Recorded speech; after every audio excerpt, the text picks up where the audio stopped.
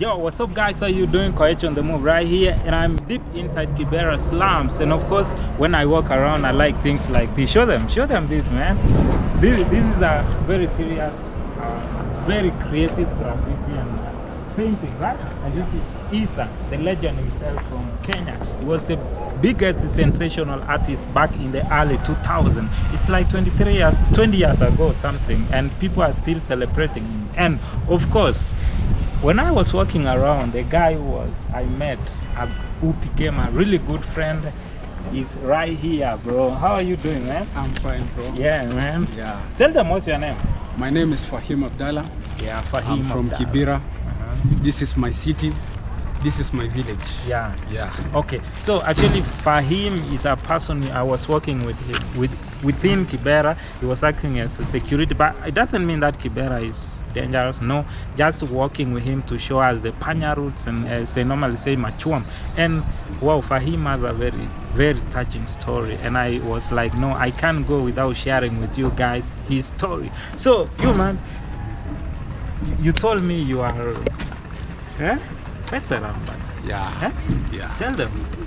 Actually, as you can see me here, once upon a time, I was in an army, Kenyan army, Red Beret. It started from 3 years ago. I enrolled into the military. I started the training. The training went over and over. I have spent there 1.5 years. But in those period of time that I was there, I learned a lot of things.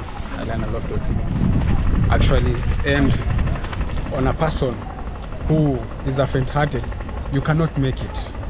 You need to have a strong heart. So what do you mean? First of all, you know, I need you to put in a very simple way that the people can really understand. Yani, ulitoroka jeshi nini? Kwani nini nilihappen? Actually, I did not accept. I did not escape.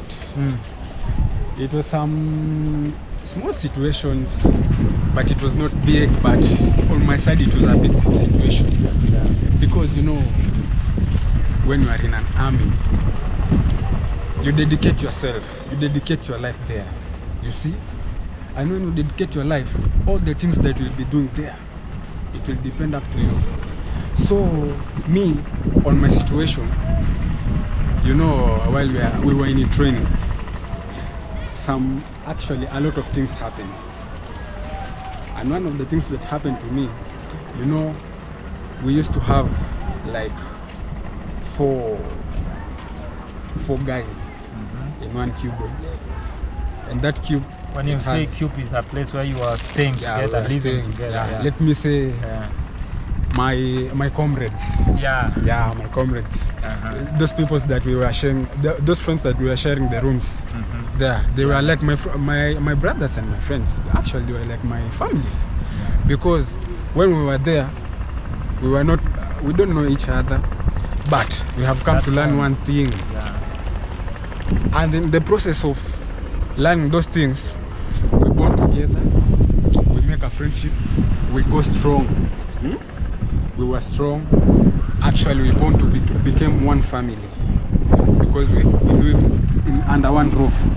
So one time when we were on training, some of my roommates died while we were training. Wait.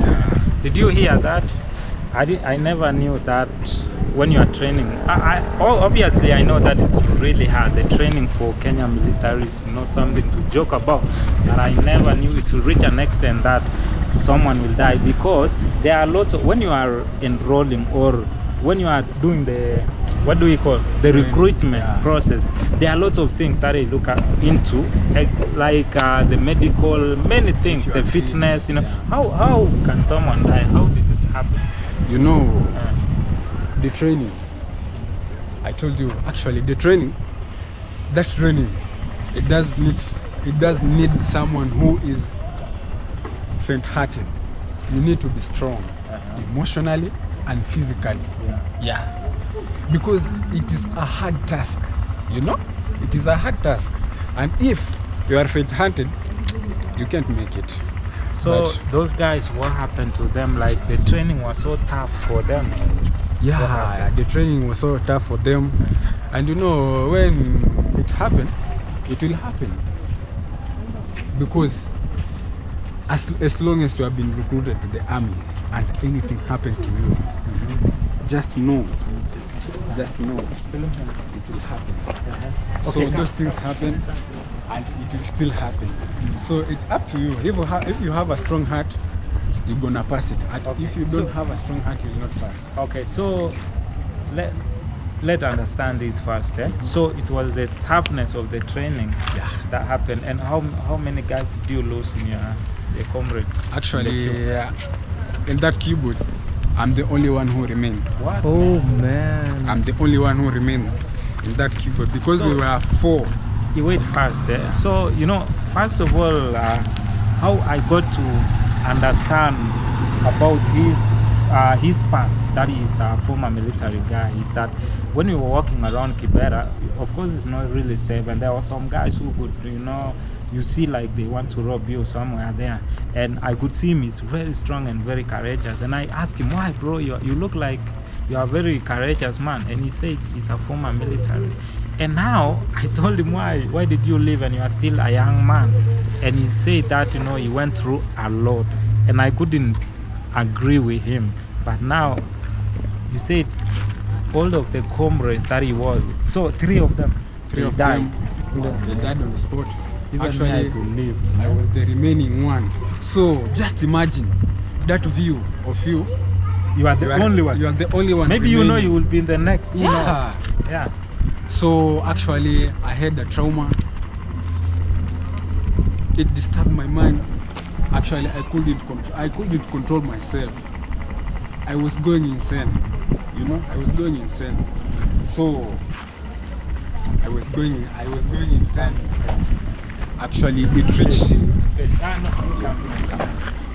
reached a time that I couldn't take it anymore. Yeah. So my parents came, they took me, and I was under therapy. Because I was losing my mind. I was going insane. You know, I was going insane. So do you know maybe what happened with the guys? Why did they die? Actually, something that I knew, it happened to them. You know, when you start something, maybe a good example, when you start to work, maybe you start to work, you overwork, there is no time to rest. There is no time to rest. You are trying to do this, do that, do this, do that, and it goes beyond your strength. So you can't bear it anymore. You see? So you start to lose that energy. Yeah, so you are saying that those guys died because of the tough situation in the area. Or do you want to tell me they didn't have any health issues or something? No. Because a lot of people have gone to the military, they survived, they are still serving the nation up to right now. Yeah. What really made you to run away for your life? Is it the psychological torture, or you are seeing like the physical, you are training physically? Actually, me, actually I was training physically, but I was good.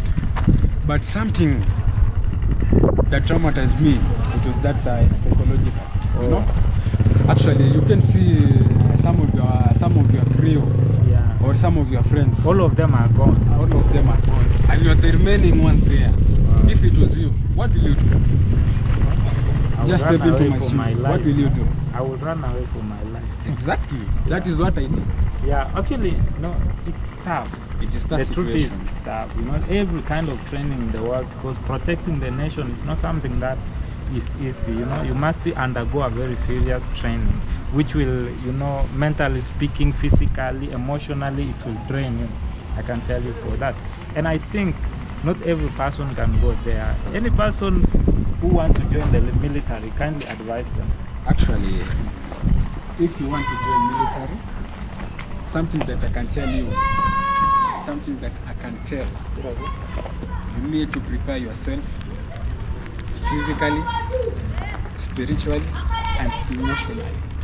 It is not an easy situation. Actually, it is a tough situation. If you are going, you know, when you finish the training, you will pass and you become one of their personnel, military personnel, and you'll serve the country. So you need to be physically strong, emotionally strong, mentally strong, everything. Even your thinking capacity. Yeah. So what about those guys who they want to join the military or any other discipline forces because they want to just to get a place or an employment to sustain their families? So something that I can advise you do, because you know there is something you want to change, you want to make a change, and you want to make a difference. So you're gonna do that thing and you're gonna surpass it. Yeah. But if you think you are only doing it for your own benefit.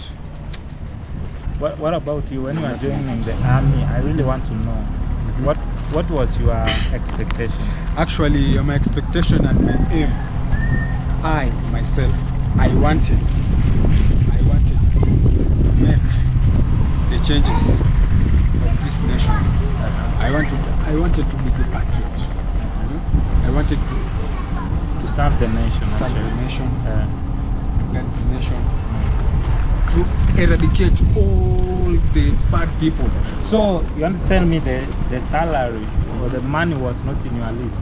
Actually, the money was not in my list, because as I know, when you are in the military, if when you do the work, actually you are on the pay list. Yeah. And you live in this country tax free. Yeah. So actually the money was the least thing in my expectations. And where were you born? I was born in Masa, in the village by the name Langwa Baba. Yeah. How did you end up in Kibera Slums? Actually, I end up here in Kibera Slums because one of my family members lives here. Yeah. And did you end up here after the military or before? After. Yeah. So after. So how do you feel like living a military where you know that you are gonna get paid? Right now as we speak, you could be having a lot of land, a lot of money, you build maybe a business, wife and children. Do you have wife right now? No. Wife and children. How do you feel right now? You are in Kibera, an economically challenged neighborhood, struggling and seeing everything that we saw. Actually, as you can see, I take it as a normal thing, because this is the one of the challenges that we are going to pass. Yeah, this is the one of the challenges that we are going to pass through it. So this is the normal thing. I'm taking it as a normal thing. So long as you are fit mentally, emotionally stable, there's nothing torturing me. I'm good. So even the finances cannot be stressful, even than the actually I can hustle. I can hustle. Oh, you can hustle. I can hustle. Okay. I can do some other jobs, you know, because you can say, actually, I'm doing this job. I will forever be that job only. No, you need to have a plan B. You need to have a plan B, and you need to have experience in some different parts, because when you can do this job, maybe it fails. You have an experience in another one. So you don't regret in any way? Actually, I don't regret. I don't regret at all. So what do you do? What kind of job do you do here? As for now, I'm a barber. Yeah, I do shavings. I shave a lot of people's, even the children. I shave them. At the same time, I'm a driver. Yeah. Okay. Yeah, I drive. Which kind of cars? The Uber. Uber. Yeah. Oh. Sometimes even I drive the matatu. Oh. Yeah. Okay. On my leisure time. So you just escaped because you wanted to be mentally fit. I wanted to be mentally emotionally fit, stable. Emotionally. I didn't want anything tell the people or torture me, you know. Yeah, exactly. Tell the people. They say as you when you need to be actually a peaceful man, a peaceful man is the one who is spiritual fit, physically fit, and emotionally fit. Exactly. He doesn't have anything that is torturing his emotions. When we have been tortured emotionally, what will be the outcome? Hey, devastation. You will be frustrated. Frustration. Everything depression. that you're doing, it will not help. Yeah, exactly. Yeah. So, what about tell the people who really think that you made a very wrong mistake and they don't really understand what you are going through? They will say that people, I know in the comments, they will say that people are surviving. How many people? Their fathers went to the army. It was even tough then. But now they are going, their fathers and this, even themselves, they are in the army. Why did you escape, man? Tell them something. Those people want to judge you. Okay, for those people who will be, actually, I know they will be commenting. There will be positive comments, there will be negative comments. But something that I want to tell you, it is, if you are in a critical situation, but then you become and get a chance to get out, thank the Almighty, because the situation out here, it is not good. It is a tough situation, but as long as you have a peace of mind, you are emotionally, you are physically and spiritually fit, you can make it. Okay, so let me finish. Okay, thank you so much for sharing your story to the world, man, and I wish you the best as you hustle. One thing that I've learned, you man, that obviously I didn't know, peace of mind, sanity is very important. And you taught me to be patient and also to live a simple life, man. So actually Fahim is challenging me on a rap button, man. You know, I come from the village, but you come from the streets of Kibera, the ghetto, man. So let's do the rap battle. So are you starting or me? You start. Yeah, come on, let's go. After seeing either, you know, I'll try to do something, man. Yeah. Okay. Yeah. Start. Okay. Yeah. Yo, wengine boss wanadai eti kwa rap mimi nadai Juma seni funga tai hawajui nimetoka kufly after kurule night nikishika mic wana shine nikitema mistari wana cry sirai tumbo karai hizo upuzi boss azinify them say I'm crazy in the mental I murder her the instrumental hari madem wanadai fundamental yo That's now your turn. Yeah. The big daddy. Achina sema nini? Mama nipe mia niende Tanzania nilishe familia ugali na dania samaka ingia kaua watumia moja kazi mia ndani ya gunia PAG kula bigiji fanya kazi kwa bidii utakula bigiji PAG kula bigiji watu wa matatu wanapenda vitu tatu PAG kula bigiji vitu kama mengi azitaka ngeutiaji mimi ni ule msemi napenda kusororaji atokini cheki sina watu wanaaji atuwemti aji toka hapa ndakuaji. And also my friend here from all the way from Mumbai, India, Kahush, man. When I'm gone, just carry on, don't mourn, rejoice every time you hear the sound of voice and looking down to fall down. Hey daddy, look at me, I'm here. Let's finish, baby. Not really. So you guys should tell us in the comment section, who do you think you won this rap battle between me, Koech on the Move, and Fahim. And Fahim, yeah, man. Yako?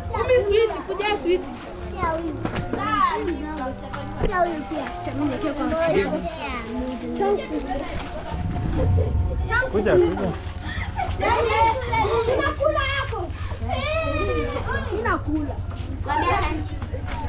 Karibu. Sema karibu. Hizi vitu za what's the name of this? Bajia. Bajia. This is bajia. Which kind of bajia? Oh, Bajia. This is bajia. You know it? Actually, that name is very unique. But this is different. This is a bit like different. Biryani. You have biryani. Biryani is rice. Yeah. Chicken curry. Chicken curry. I don't know. Chicken curry. But you know Islam, Muslims, you have very good food. Very good food. Even chicken curry, I don't know what that. I just see from India. there is roti. Roti. Chapati. So this This is is like roti. this is like chapati but different. It looks very yummy, man. And samosa is just common, eh?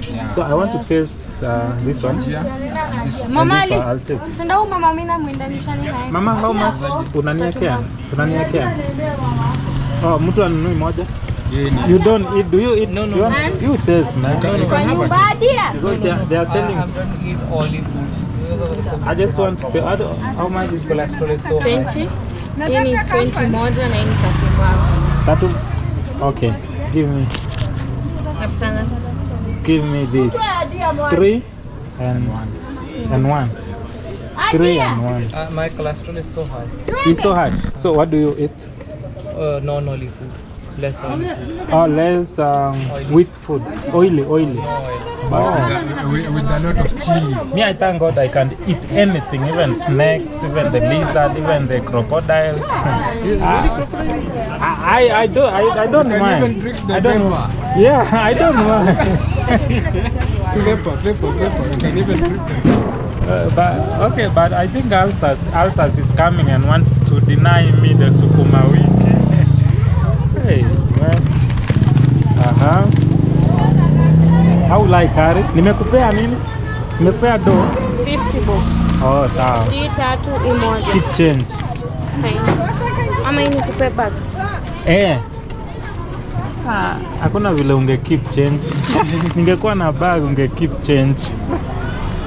But there is a next time. There is also a next time. Okay. So I'm going to taste. Thank you so much. I can shoot that you will eat taste that. Yeah? I can shoot that you will taste that. Yeah. This way, this side. So because there are many things that I bought here in Kibera Slums. Actually, if you are watching this video from here, I like doing street foods. And I was told this is bajia, but it's a very different kind of bajia because you know Ramadan is still on. Yeah, we are still in Ramadan is still on, and you know Muslim brothers, you know, they cook very nice food, and I like walking around eating. So let's taste it. So good, man. It's really good. And then there is this one. What's the name of this? We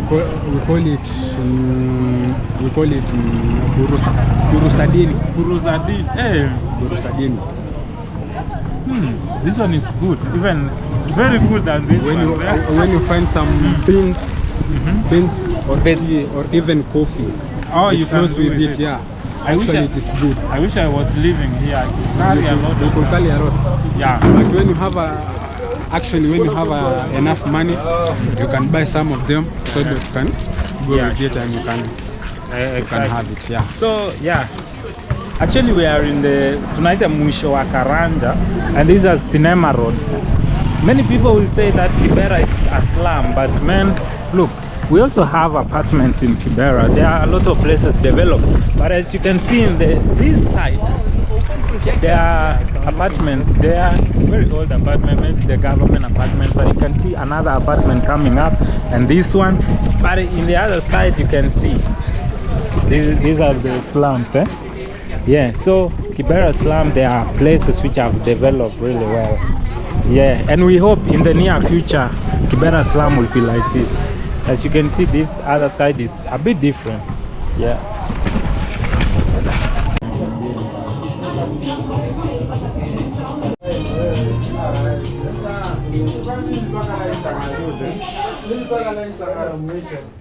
So you guys, thank you so much for watching this video. See you in the next video. Positive comments, please.